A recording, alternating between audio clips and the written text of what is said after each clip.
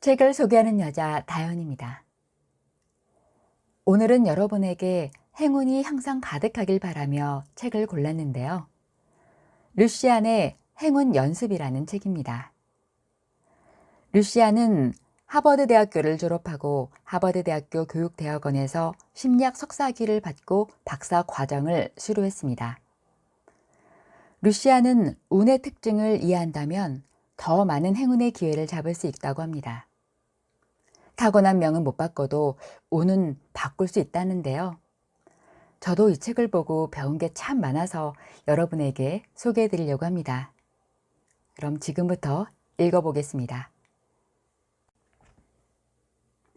나는 스스로 즐거움을 찾을 줄 아는 사람이 곧 운이 좋은 사람이라고 정의한다. 당신은 온종일 시무룩하고 세상에 불만이 가득한 백만장자가 되고 싶은가? 난 절대 아니다.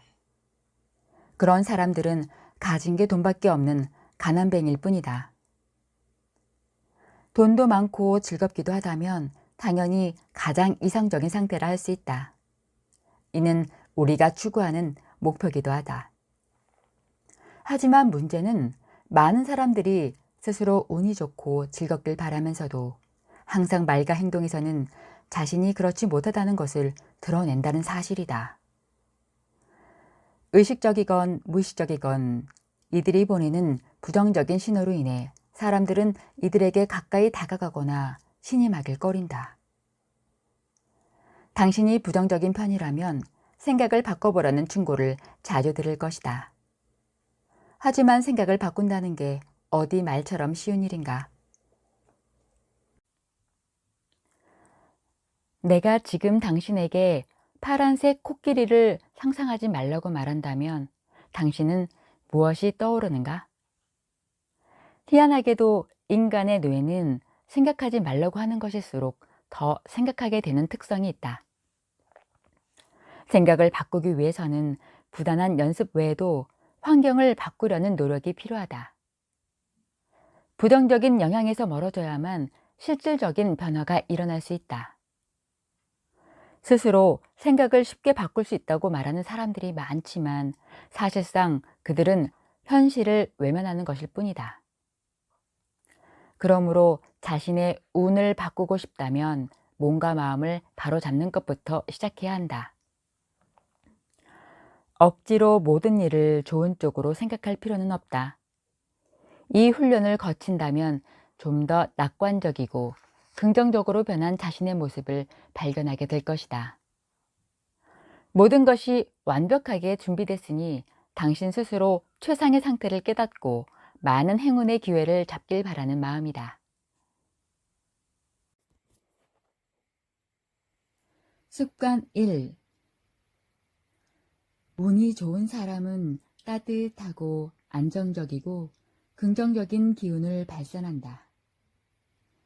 그들이 발산하는 행운의 빛은 자연스럽게 사람을 매료시킨다.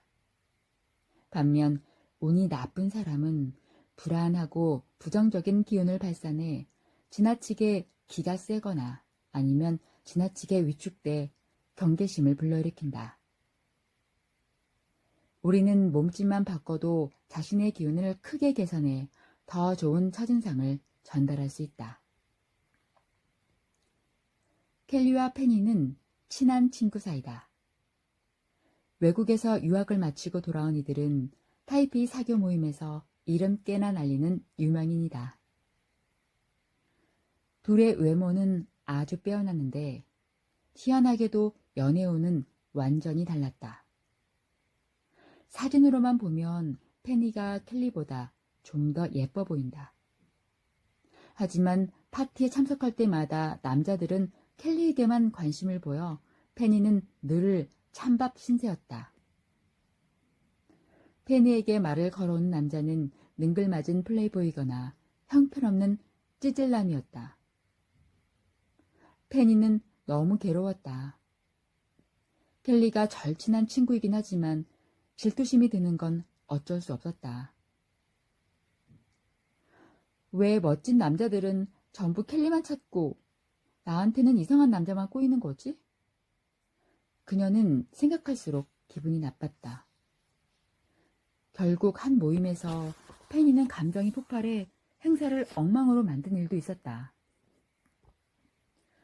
그러던 어느 날 밤 나는 한 호화 자선 파티에서 마침 식장 안으로 들어오는 그들을 보게 되었다. 안타깝게도 당시 그들의 모습을 휴대전화로 찍지 못했지만 척 봐도 왜 두 사람의 연애운이 그토록 달랐는지 알아차릴 수 있었다.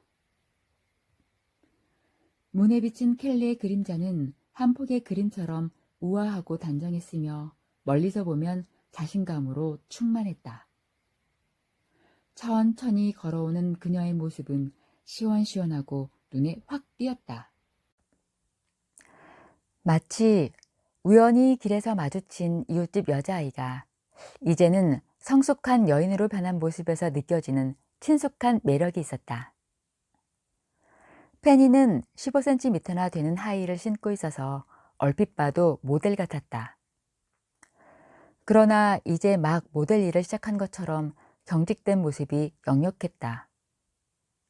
긴장감을 감추려고 한 손은 허리에 얹고 다른 손으로는 핸드백을 가슴께에 들고 있었는데 그 모양새는 영락없이 나에게 가까이 오지 마 라는 신호였다.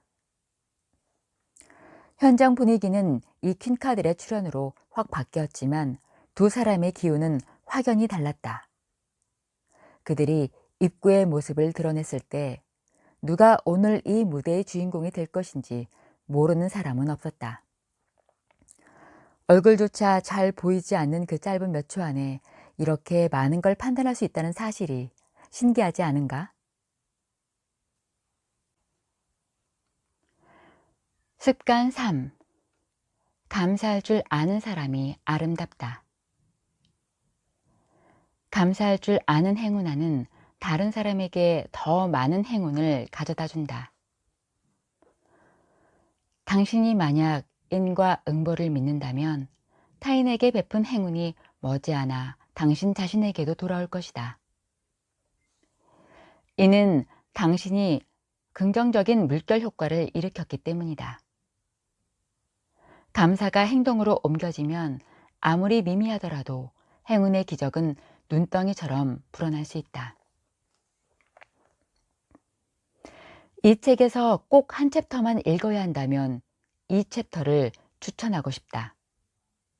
당신에게 가장 큰 행운이 아니라 가장 큰 행복을 가져다 줄 내용이기 때문이다.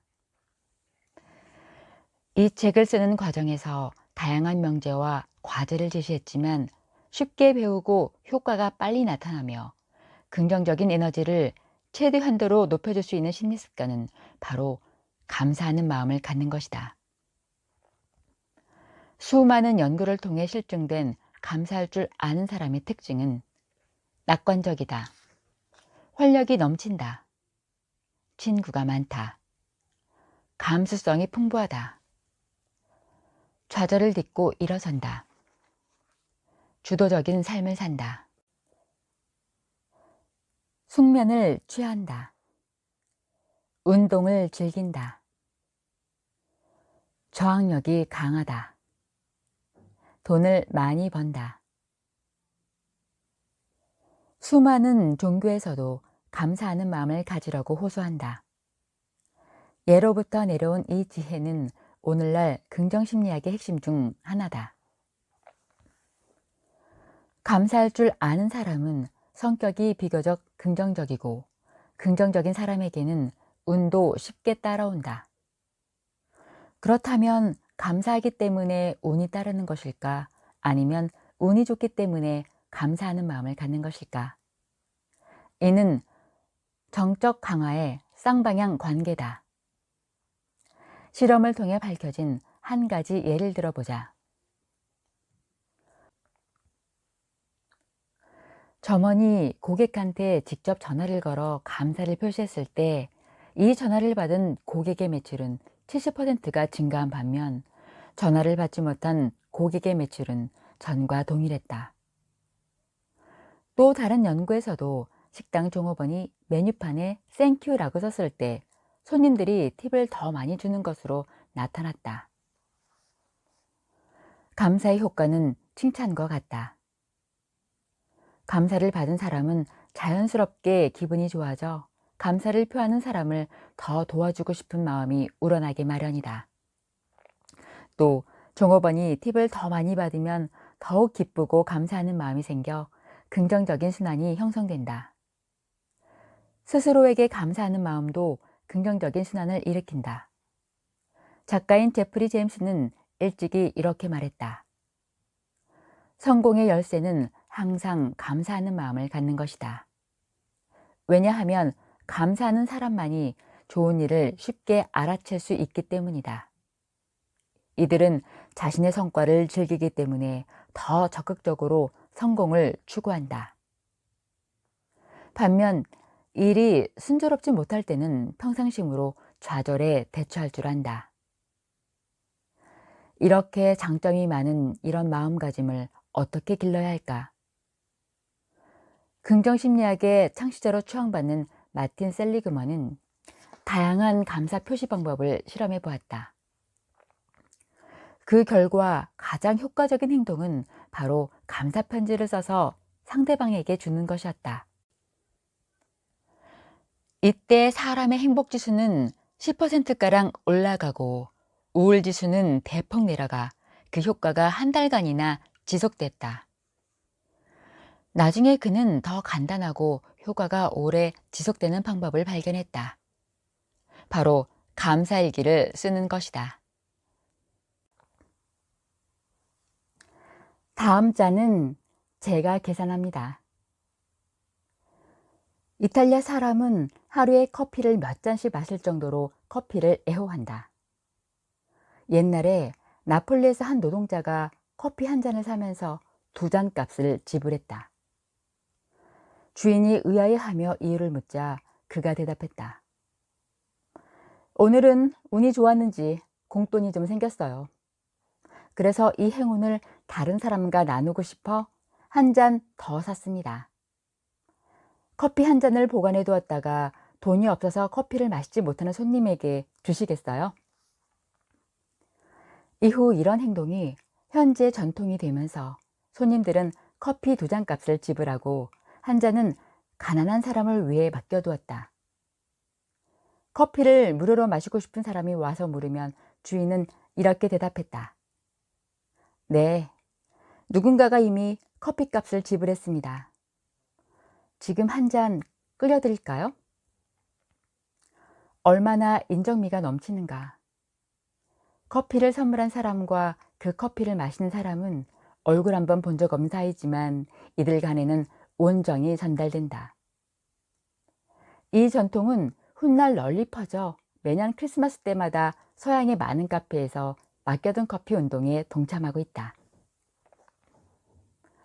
이 이야기의 핵심은 은혜를 갚을 방법이 없을 때 다른 사람에게 이를 베풀라는 것이다.